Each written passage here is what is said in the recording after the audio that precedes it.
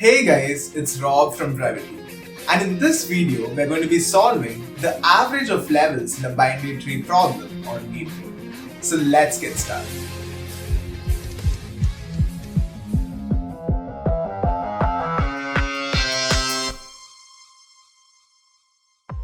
In the previous video, I explained what algorithm we'll be using to solve this problem in great detail. We'll be implementing the breadth-first search algorithm, which is also known as level order traversals for a binary tree. If you haven't checked it out, do check it out over here. I'll wait.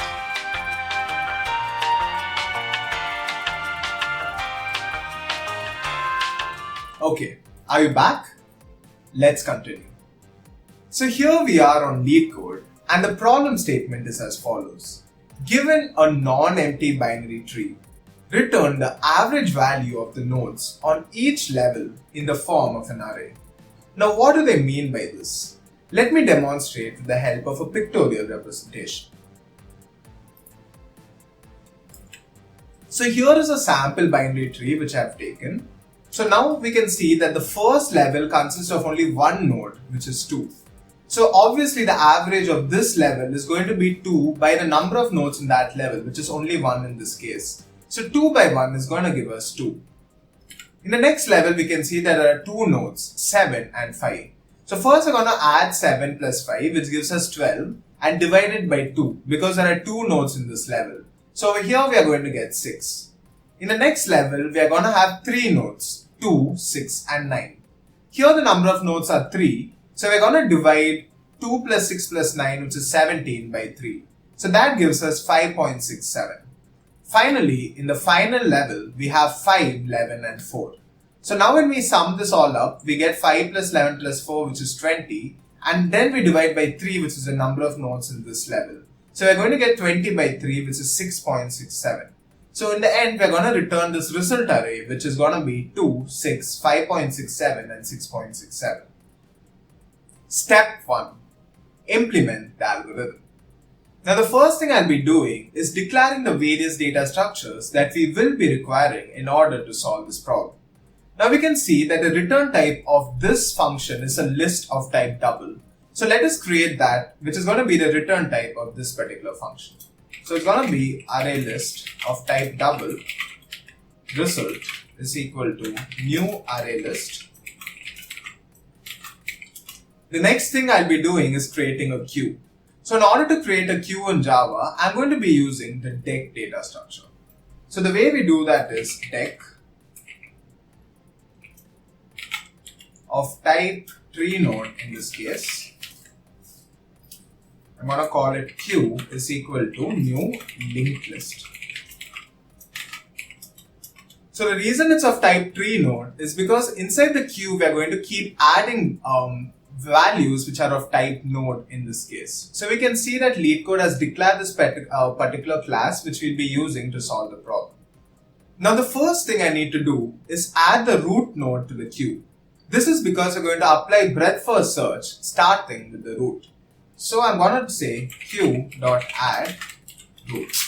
So next I'm going to initialize the while loop, and this is going to keep running until the queue is not empty. So while not queue dot is empty, I'm going to declare the size over here. So I'm going to see what the current size of the queue is. So int size is equal to queue dot size. Similarly, int sum is equal to 0. So next thing I have to do is to create the for loop which is going to run size number of times for each iteration of the while loop. So it's going to be for int I equals 0, I less than size, I plus plus. And inside, first I'm going to add the value of the node which I have just pulled. So I'm going to say tree node 10 is equal to queue.poll. So here I'm going to remove the first element from the queue. So the next thing I'm going to do is add this particular value to the sum variable which I declared. So I'm going to say sum plus equal to temp.val. The next thing I'm going to do is check the left hand side and the right hand side of temp. And if they do have some value which is not null, I'm going to add that value to the queue. So it's going to be if temp.left not equal to null,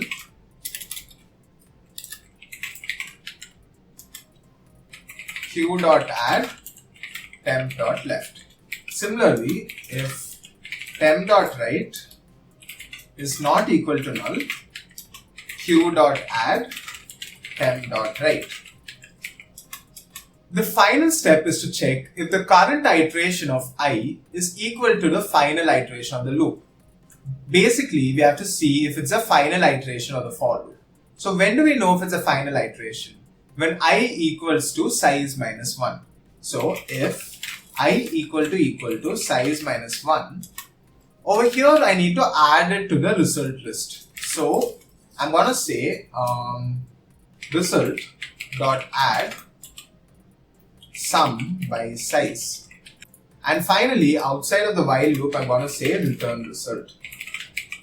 And this should give us the required output. Okay, so int cannot be converted to double. Alright. So let's move on to step 3, which is debugging. So in this case, I'm getting an output saying int cannot be converted to double. What this means is we are trying to explicitly convert something into a different data type altogether. So in this case, sum is of type int and size is of type int. But the double, the result, the array list which I declared is of type double. So that is a pretty simple fix. All I have to do is change the data type of size and sum to double. And now if I run the same program, it should work. Okay, so now we can see that we got the required output. So let us move on to step 2, which is checking for any edge cases.